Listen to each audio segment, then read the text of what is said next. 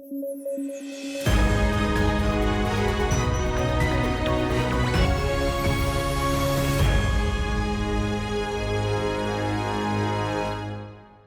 News at 9 programme में आपका स्वागत है। मैं हूं विरत दुबे। आइए नजर डालते हैं आज की हेडलाइंस पर। वर्ल्ड माइग्रेशन रिपोर्ट 2024 जारी। भारत ने बनाया रिकॉर्ड। सबसे ज्यादा रेमिटेंस हासिल करने वाला है देश भारत। वियतनाम और यूएसए के बीच विवाद। मार्केट इकोनॉमी का दर्जा चाहता है वियतनाम। यूएसए को चीन की घुसपैठ का डर। और सूडान में बन रही है भयानक स्थिति। दारफुर क्षेत्र में लोग घास खाने को मजबूर। यूएनए ने जारी की रिपोर्ट।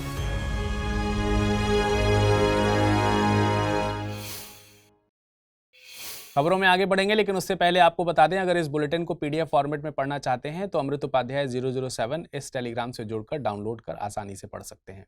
अब आइए नजर डालते हैं खबरों पर विस्तार से।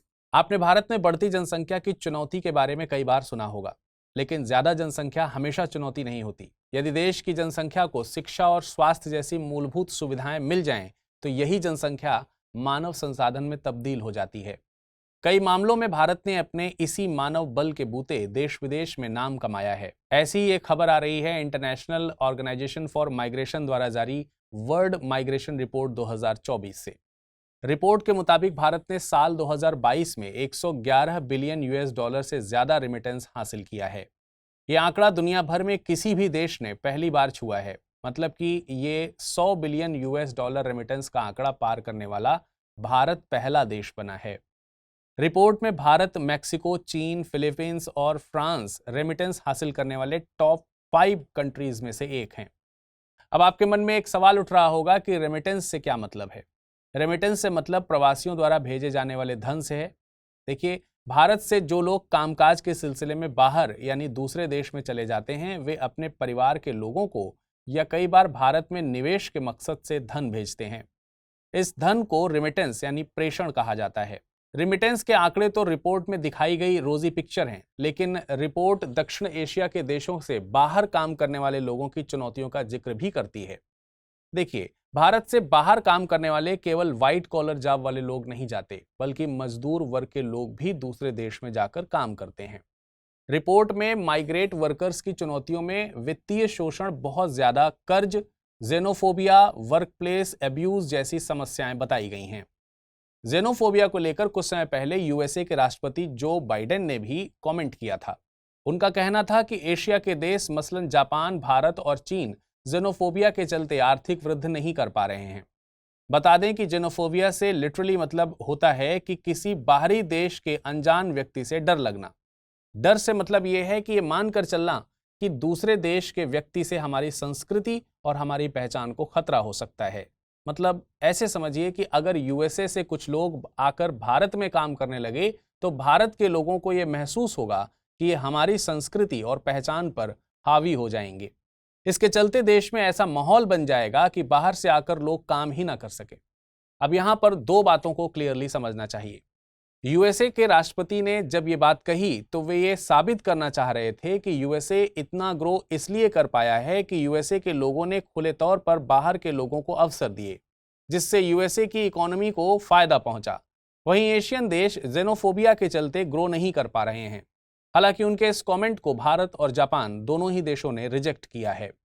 वहीं रिपोर्ट जब जेनोफोबिया की बात कर रही है, तो रिपोर्ट का कहना है कि दक्षिण एशिया से बाहर काम करने वाले मजदूर जेनोफोबिया का सामना करते हैं। देखिए, होता क्या है कि दक्षिण एशिया के देशों में मजदूरी यूरोप और अमेरिका के देशों के मुकाबले काफी कम है। यहाँ के मजदूर वहाँ कम रेट्स पर काम करके वहाँ के स्थानीय मजदूरों के अवसरों को कम कर देते हैं। आपको बता दें कि IOM यानी इंटरनेशनल ऑर्गेनाइजेशन फॉर माइग्रेशन का गठन 1951 में हुआ था। दरअसल दूसरे विश्व युद्ध के बाद पश्चिमी यूरोप में बड़े स्तर पर लोग डिस्प्लेस हुए थे। इन लोगों के प्रबंधन के लिए ही इसका गठन हुआ था। ये यूएन के तहत एक इंटर गवर्नमेंटल संस्था के तौर पर काम करती है। इसका मुख्यालय स्विट्जरलैंड के जिनेवा में है, जिसमें 175 सदस्य देश शामिल हैं, जिसमें भारत भी शामिल है। 16वें वित्त आयोग ने TOR यानी टर्म ऑफ रेफरेंस को आम जनता, संस्थाओं के पब्लिक ओपिनियन के लिए रखा है। टर्म्स ऑफ रेफरेंस से मतलब उन मुद्दों से है जिन पर वित्त आयोग को अपनी सिफारिशें देनी होती हैं। 16वें वित्त आयोग का गठन राष्ट्रपति द्वारा संवैधानिक प्रावधानों के तहत 31 दिसंबर 2023 को किया गया है। आयोग अपनी रिपोर्ट 31 अक्टूबर 2025 तक सौंपेगा। इसकी सिफारिशें 1 अप्रैल 2026 से शुरू हो रहे वित्त वर्ष के लिए प्रभावी होंगी। 16वें वित्त आयोग के अध्यक्ष के तौर पर नीति आयोग के पूर्व उपाध्यक्ष अरविंद पनगड़िया को नियुक्त किया गया है। वहीं ऋत्विक रंजनम पांडे को आयोग का सचिव नियुक्त किया गया है। एग्जाम के लिहाज से एक संवैधानिक संस्था के तौर पर वित्त आयोग एक इंपॉर्टेंट संस्था है। 16वें वित्त आयोग का गठन दिसंबर 2023 में ही हुआ है, इसलिए प्रीलिम्स के पॉइंट ऑफ व्यू से भी इसके बारे में जानना जरूरी है। देखिए, जैसा कि मैंने बताया कि वित्त आयोग एक संवैधानिक संस्था है, तो इसका जिक्र संविधान में जरूर होगा। तो वित्त आयोग संविधान के अनुच्छेद 280 के तहत एक संवैधानिक संस्था है। अब सवाल है कि इसका गठन कौन करता है। इसे हर 5 साल पर राष्ट्रपति के द्वारा गठित किया जाता है। इसके अध्यक्ष और सदस्यों की नियुक्ति राष्ट्रपति द्वारा की जाती है। अध्यक्ष और सदस्य रीअपॉइंटमेंट के लिए भी एलिजिबल होते हैं। आयोग अपनी रिपोर्ट भी राष्ट्रपति को सौंपता है। राष्ट्रपति रिपोर्ट को संसद के दोनों सदनों के सामने रखवाने के लिए जिम्मेदार हैं। ये तो हुई गठन की बात। अब सवाल है कि वित्त आयोग करता क्या है। इसका काम केंद्र और राज्यों के बीच कुल कर के विभाजन के बारे में सिफारिश करना होता है। राज्यों को दी जाने वाली अनुदान और सहायता के बारे में भी इसके द्वारा सिफारिश की जाती है। इसकी सिफारिशें सलाहकारी प्रवृत्ति की होती हैं। सरकार के ऊपर इन सिफारिशों को लागू करने की बाध्यता नहीं है। वित्त आयोग राजकोषीय संघवाद संतुलन में भूमिका निभाता है। अब एक बार उन मुद्दों के बारे में भी जान लेते हैं जिन पर 16वें वित्त आयोग को अपनी सिफारिशें देनी हैं।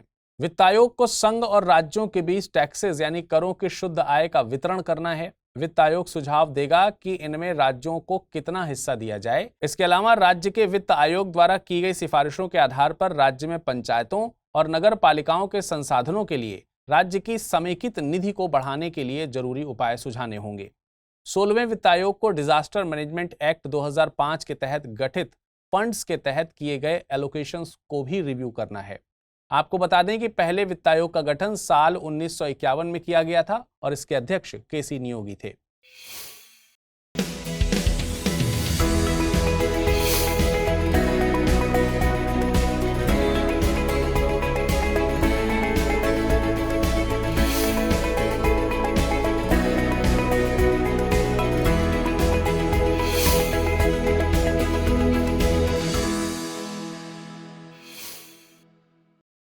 दक्षिण पूर्व एशिया में स्थित वियतनाम इन दिनों यूएसए से एक मांग कर रहा है। वियतनाम चाहता है कि यूएसए उसका दर्जा नॉन मार्केट इकोनॉमी के बजाय मार्केट इकोनॉमी में तब्दील कर दे।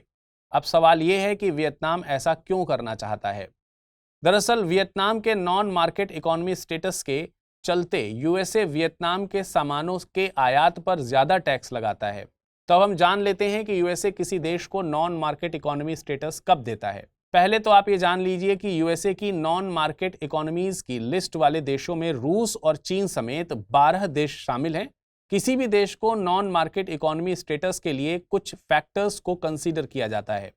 मसलन देश की करेंसी कन्वर्टेबल है या नहीं, मजदूरी की दरें प्रबंधन और मजदूरों के बीच फ्री बार्गेनिंग पर आधारित हैं या नहीं, उत्पादन के साधनों पर सरकार का नियंत्रण है, मतलब ये कि उत्पादन कैसे कितना होगा इसका निर्णय देश की सरकार करती है। इसमें मानवाधिकार के मुद्दों को भी इसमें शामिल किया जाता है। एफडीआई अलाउड है या नहीं। जब यूएसए किसी देश को नॉन मार्केट इकोनॉमी की लिस्ट में जगह देता है तो वहां के उत्पादों के आयात पर एंटी डंपिंग ड्यूटी लगाता है। एंटी डंपिंग ड्यूटी तभी लगाई जाती है जब ये मान के चला जाता है कि देश निर्यात के उत्पादकों की कीमत को जानबूझकर सस्ता रखते हैं। दरअसल एंटी डंपिंग ड्यूटी लगाकर देश अपने घरेलू उद्योगों को बचाते हैं। ऐसे समझिए कि वियतनाम सस्ते श्रम और सरकार की नीतियों के चलते बेहद कम दामों पर कपड़े का उत्पादन करता है। अब इन्हीं कपड़ों को वो कम कीमत पर यूएसए को निर्यात करता है, जबकि यूएसए में जो कपड़ा उत्पादन करने वाली कंपनीज हैं उन्हें वहां के टफ लेबर लॉज के चलते मजदूरी भी ज्यादा देनी पड़ती है, जिससे उनके कपड़ों की लागत ज्यादा है। ज्यादा लागत का असर फाइनल कॉस्ट पर भी पड़ता है। अब अगर यूएस वियतनाम से आयात कपड़ों पर एंटी डंपिंग ड्यूटी नहीं लगाता तो उसकी घरेलू कंपनीज को नुकसान पहुंचेगा। वियतनाम अपने स्टेटस को बदलने के पीछे कई तर्क देता है। वियतनाम का कहना है कि बीते सालों में उसने कई आर्थिक सुधार किए हैं, जिसमें एफडीआई को अलाउड करना, उत्पादन के साधनों पर सरकार का नियंत्रण न होना शामिल है। वहीं यूएसए भी इस स्टेटस को ना बदलने के पीछे कुछ तर्क देता है, जैसे कि वियतनाम में मौजूदा कमजोर लेबर लॉज। इसके अलावा वियतनाम में चीन की कई कंपनीज ने भारी निवेश कर रखा है। अगर वियतनाम को मार्केट इकोनॉमीज का दर्जा मिला तो इस तरह से चीन का सस्ता माल यूएसए के मार्केट में होगा। अब आपके लिए एक सवाल है, आप बताइए भारत को किस इकोनॉमी का दर्जा हासिल है, मार्केट और नॉन मार्केट इकोनॉमी। आपको पिछले साल भारत सरकार द्वारा चलाया गया ऑपरेशन कावेरी याद है? ऑपरेशन कावेरी सूडान में फंसे भारतीयों को निकालने के मकसद से चलाया गया था। तब सूडान में आरएसएफ यानी रैपिड सपोर्ट फोर्सेस और सूडान की आर्मी के बीच लड़ाई छिड़ गई थी। ये लड़ाई अभी तक जारी है। अब हाल ही में यूएन की तरफ से खबर आई है कि सूडान के दारफुर क्षेत्र में राशन की कमी का ये आलम है कि लोगों के पास घास और मूंगफली के छिलके खाने के लिए मजबूर होना पड़ रहा है। यूएन के मुताबिक दारफुर में भूखमरी को रोकने का समय बीता जा रहा है। दारफुर सूडान के पश्चिम में स्थित एक क्षेत्र है। बताते हैं कि आरएसएफ यहां पर नॉन अरब पॉपुलेशन को खत्म करने में लगी है। ह्यूमन राइट्स ऑर्गेनाइजेशन इसे एथनिक क्लीजिंग बता रहे हैं। यूएन के मुताबिक आरएसएफ और सूडान की आर्मी के बीच लड़ाई दिसंबर 2023 तक 12,000 लोगों को मार चुकी है। बता दें कि सूडान अफ्रीका महाद्वीप के उत्तर पूर्व में स्थित देश है। ये लाल सागर से सीमा साझा करता है। सूडान अपनी सीमा Libya, Chad, Central African Republic, South Sudan और इथोपिया से साझा करता है। 2011 से पहले सूडान अफ्रीका महाद्वीप में क्षेत्रफल के लिहाज से सबसे बड़ा देश था। साल 2011 में यह देश 2 भागों में बंट गया, सूडान और साउथ सूडान। चलिए वक्त है आज के बुलेटिन में रैपिड न्यूज देखने का। अमेरिका ने लॉकबिट रैंसमवेयर के निर्माता पर $10 मिलियन के इनाम की घोषणा की है। लॉकबिट को रैंसमवेयर के रूप में जाना जाता है। यह एक प्रकार का कंप्यूटर वायरस है जो किसी कंप्यूटर में प्रवेश कर महत्वपूर्ण फाइलों को एनक्रिप्ट करता है। इस वायरस से संबंधित पहला मामला 2019 में दर्ज किया गया था। इसे क्रिप्टो वायरस भी कहा जाता है क्योंकि यह पीड़ित की फाइल को डिक्रिप्ट करने के लिए क्रिप्टो करेंसी में भुगतान की मांग करता है। लॉकबिट रैंसमवेयर समूह ने कम से कम 120 देशों में 2500 से अधिक लोगों पर हमला किया, जिसमें से सबसे अधिक लोग अमेरिका से थे। ऑस्ट्रेलियाई संसदीय समिति ने अपनी रिपोर्ट में भारत में बाल श्रम पर चिंता जताई है। इस रिपोर्ट में बताया गया है कि भारत के साथ ऑस्ट्रेलिया का व्यापार समझौता अंतर्राष्ट्रीय श्रम अधिकारों को मान्यता नहीं देता है। यदि हम बाल श्रम की बात करें तो अंतर्राष्ट्रीय श्रम संगठन ILO बाल श्रम को ऐसे कार्य के रूप में परिभाषित करता है जो बच्चों को उनके बचपन, उनकी क्षमता और उनकी गरिमा से वंचित करता है तथा जो शरीर और मानसिक विकास के लिए हानिकारक है। अब अगर हम भारत के बाल श्रम की बात करें तो 2011 की जनगणना के अनुसार भारत में 5 से 14 वर्ष की आयु के लगभग 1.01 करोड़ बच्चे काम करते हैं तथा भारतीय संसदीय स्थायी समिति की रिपोर्ट के अनुसार बिहार, उत्तर प्रदेश, राजस्थान, मध्य प्रदेश और महाराष्ट्र में भारत के आधे से अधिक बाल श्रमिक कार्यरत हैं। ग्लोबल इलेक्ट्रिसिटी रिव्यू शीर्षक नाम से एक रिपोर्ट जारी की गई है। इस रिपोर्ट को वैश्विक ऊर्जा थिंक टैंक एम्बर द्वारा जारी किया गया है। रिपोर्ट के अनुसार भारत 2023 में जापान को पीछे छोड़कर तीसरा सबसे बड़ा सौर ऊर्जा उत्पादक देश बन गया है। भारत 2015 में 9वें स्थान पर था। वैश्विक ट्रेंड के अनुरूप भारत ने पिछले साल कुल बिजली उत्पादन का 5.8% सौर ऊर्जा से हासिल किया है। इसके अलावा सौर ऊर्जा ने लगातार 19वें वर्ष विश्व के सबसे तेजी से बढ़ते बिजली स्रोत के रूप में अपनी स्थिति को बरकरार रखा है। वहीं 2023 में वैश्विक सौर ऊर्जा उत्पादन 2015 की तुलना में 6 गुना अधिक हो गया है, जबकि इसी अवधि के दौरान भारत में 17 गुना वृद्धि दर्ज हुई है। सीमा सड़क संगठन शृंखला सुरंग का निर्माण शुरू करने की तैयारी कर रहा है। इसका निर्माण हिमाचल की लाहौल घाटी और लद्दाख की जांस्कर घाटी के बीच होगा। यह लद्दाख को सभी मौसम में सड़क संपर्क प्रदान करेगा और लद्दाख के सीमावर्ती क्षेत्रों तक पहुंचने का सबसे छोटा मार्ग होगा। इसके अलावा अपने निर्माण के बाद यह सुरंग विश्व की सबसे ऊंचाई पर स्थित सुरंग बन जाएगी, जो चीन की 15,590 फीट की ऊंचाई पर स्थित मिला सुरंग को पीछे छोड़ देगी। हेनले एंड पार्टनर्स ने वैश्विक data intelligence from new world wealth के साथ मिलकर एक रिपोर्ट प्रकाशित की। इस रिपोर्ट में वैश्विक स्तर पर रिचेस्ट सिटी की नवीनतम रैंक जारी की गई है। इस रैंकिंग में मुंबई और दिल्ली को विश्व की शीर्ष 50 सबसे रिचेस्ट सिटी में सूचीबद्ध किया गया तथा रैंकिंग में मुंबई को 24वें स्थान पर और दिल्ली को 37वें स्थान पर जगह मिली है। वहीं इस लिस्ट में न्यूयॉर्क शीर्ष स्थान पर रहा। इसके अलावा पिछले 10 वर्षों में करोड़पतियों की संख्या में 90% की वृद्धि देखी गई है तथा इसके प्रवास के लिए सिंगापुर विश्व के शीर्ष स्थानों में से एक है। गूगल डीप माइंड ने अपने अल्फा फोल्डेड मॉडल का तीसरा प्रमुख संस्करण प्रस्तुत किया। इसे गूगल डीप माइंड और आइसोफॉर्मिक लैब्स द्वारा संयुक्त रूप से विकसित किया गया है। यह एक नया आर्टिफिशियल इंटेलिजेंस मॉडल है। इसे दवाओं को डिजाइन करने तथा रोगों को अधिक प्रभावी ढंग से लक्षित करने में सहायता करने के लिए डिजाइन किया गया है। यह प्रोटीन, डीएनए और आरएनए जैसे बड़े बायोमोलिक्यूल के साथ साथ छोटे मॉलिक्यूल का 3D मॉडल तैयार करता है। इसके अलावा यह इन अणुओं में केमिकल मॉडिफिकेशन का मॉडल भी बना सकता है, जो कोशिकाओं के स्वास्थ्य कामकाज को नियंत्रित करती है। चलिए, अब वक्त हो चला है आज के बुलेटिन पे बनने वाले प्रश्नों को देखने का। पहला प्रश्न है, दारफुर क्षेत्र किस देश में स्थित है? सूडान, यूक्रेन, इक्वाडोर या फिर वियतनाम? अगला प्रश्न है, वित्त आयोग है संवैधानिक संस्था, सांविधिक संस्था, गैर संवैधानिक संस्था या इनमें में से कोई नहीं? अब आइए एक नजर डाल लेते हैं पिछले बुलेटिन में क्या प्रश्न पूछा गया था और उनके सही उत्तर क्या होंगे। पहला प्रश्न था, विश्व थैलेसीमिया दिवस कब मनाया जाता है? 8 मई, 7 मई, 6 मई या फिर 22 मई? इसका सही जवाब है विकल्प ए। अगला प्रश्न था, पुलित्जर पुरस्कार किस क्षेत्र में दिए जाते हैं? पर्यावरण, विज्ञान, पत्रकारिता या फिर तकनीक? इसका सही जवाब है विकल्प सी। तो आज के बुलेटिन में फिलहाल इतना ही। मुलाकात करेंगे कल कुछ नई खबरों के साथ। तब तक अपना ख्याल रखिएगा। धन्यवाद।